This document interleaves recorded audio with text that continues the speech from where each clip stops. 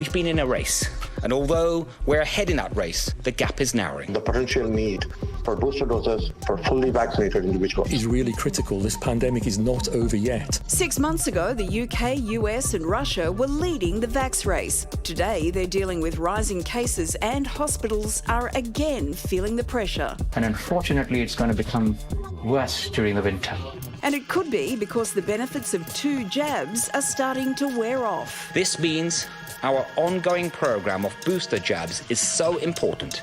US regulators have okayed booster shots for people who've been double vaxxed with Moderna and Johnson & Johnson, and eligible patients don't have to stick to the same brand. You do get a bigger boost in your antibody levels if you get the Pfizer or Moderna vaccine. Israel's Pfizer booster rollout is showing promising early results. Since cases peaked in September, daily infections have dropped more than 80%. A very rapidly declining trends in both morbidity and severe morbidity.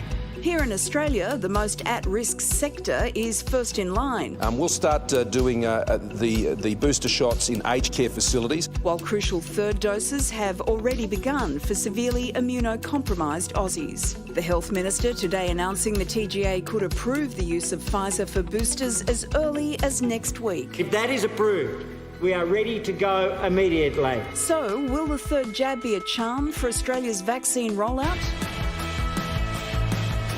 Professor Peter Collignon is an infectious diseases expert and knows a thing or two about vaccines. He joins us now.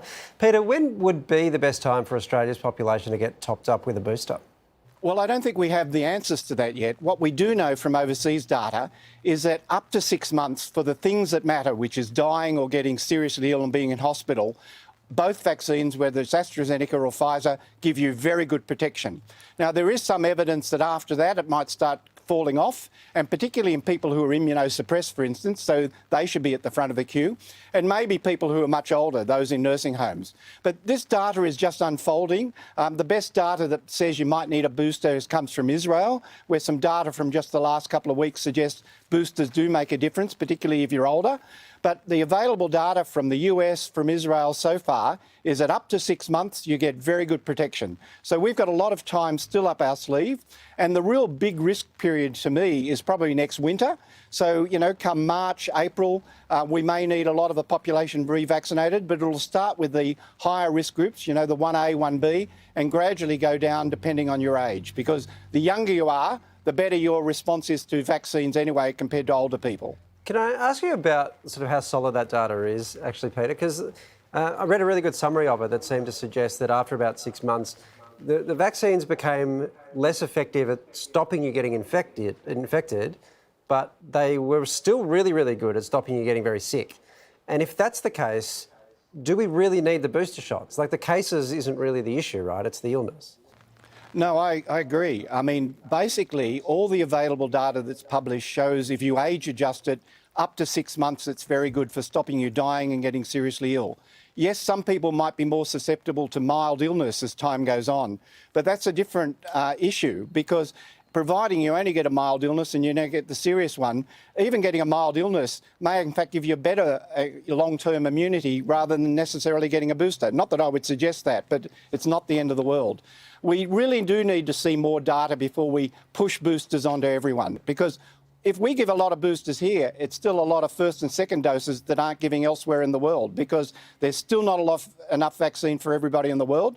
So we've got to be careful that, first of all, it's safe, but secondly, we're not reboosting ourselves when maybe we don't need it. Peter, just to clarify as this conversation continues, we hear about third doses and we hear about boosters. Are they the same thing, or is a booster something different? Well, a booster, we tend to actually think of something that you need on a periodic period of time, but, you know, because to put your antibody levels a bit higher. But in the discussion so far around the world, a third shot and a booster is exactly the same. Now, whether we'll need fourth or fifth doses a year or two down the line, we just don't know. It does look like some people will need a third dose to keep their immunity up.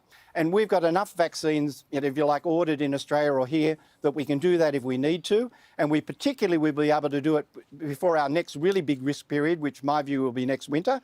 So the Australian population will be okay, but we've still got to look at this from a global perspective. We shouldn't be using vaccines in our population if there's marginal benefit when there's huge numbers of people around the world with vaccines in short supply who haven't even had their first or second dose. All right, Peter, thanks so much for your time. Thank you.